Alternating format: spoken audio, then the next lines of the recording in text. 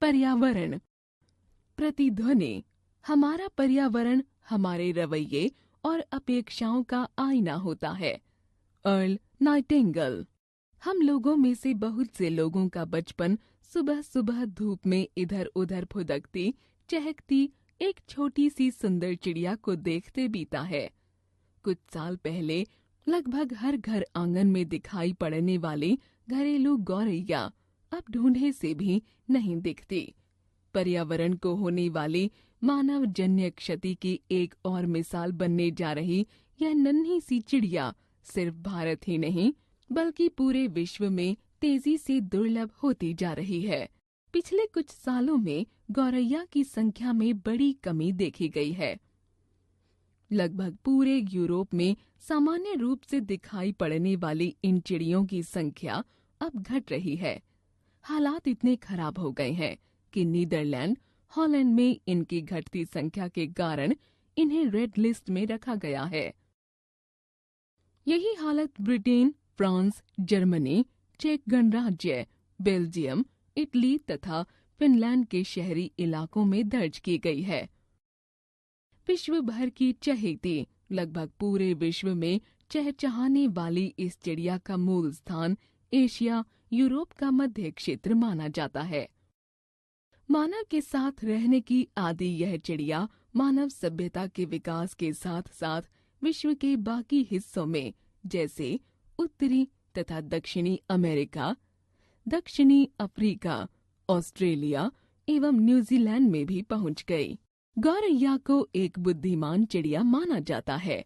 इसकी खासियत है कि यह अपने को परिस्थिति के अनुरूप ढालकर अपना घोंसला, भोजन उसके अनुकूल बना लेती है। अपनी इन्हीं विशेषताओं के कारण यह विश्व में सबसे ज्यादा पाई जाने वाली चहचहाती चिड़िया बन गई। गौरैया बहुत ही सामाजिक पक्षी है और ज्यादातर पूरे वर्ष झुंड में उड़ती है।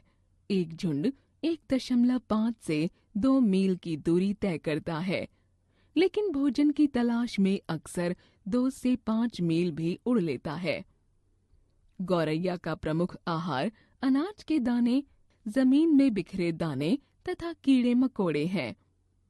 इसकी कीड़े खाने की आदत के चलते इसे किसानों की मित्र माना जाता है। गौरैया घरों से बाहर फेंके गए कूड़े करकट में भी अपना आहार ढूंढ लेती है। बसंत के मौसम में क्रोकुसेस, प्राइमरोजेस तथा एकोनाइट्स फूलों की प्रजातियां खासकर पीले रंग के घरेलू गौरैया को ज्यादा आकर्षित करती हैं। ये तितलियों का भी शिकार करती है। गौरैया अपना घोंसला बनाने के लिए साधारणतः वनों, मानव निर्मित एकांत स्थानों या दरारों, पुराने मकानों का बरामदा, बगीचा इत्यादि की तलाश करती है। गौरैया अक्सर अपना घर मानव आबादी के निकट ही बनाती है। भारत के हिंदी भाषी क्षेत्रों में यह गौरैया के नाम से लोकप्रिय है। तमिलनाडु तथा केरल में कुरुवी, तेलुगु में पिच्चूका, कन्नड़ में गुब्बाची, गुजरात में चकली, मराठी में चिमाने, पंजाब में चिड़ी, जम्मू तथा कश्मीर में चेर, पश्चिम बंगाल में चराई पाखी, उड़ीसा में घरचटिया, उर्दू में चिड़िया तथा सिंधी में इसे झिरकी कहा जाता है। मानव के साथ रहने की भारी कीमत इस नन्ही सी जान को चुकानी पड़ी है। गौरैया की संख्या में आकस्मिक कमी के कई कारण हैं, जिनमें से सर्वाधिक मानवजन्य है।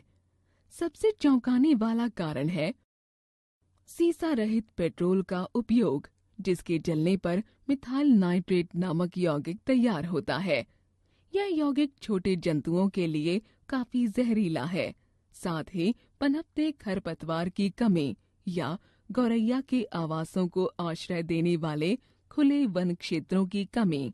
पक्षी विज्ञानी एवं वन्य प्राणी विशेषज्ञों का यह मानना है कि पक्के मकानों का बढ़ता चलन, लुप्त होते बाग बगीचे, खेतों में कीटनाशकों का अत्यधिक उपयोग तथा भोजन की उपलब्धता में कमी इत्यादि इनकी घटती आबादी के लिए जिम्मेवार हैं।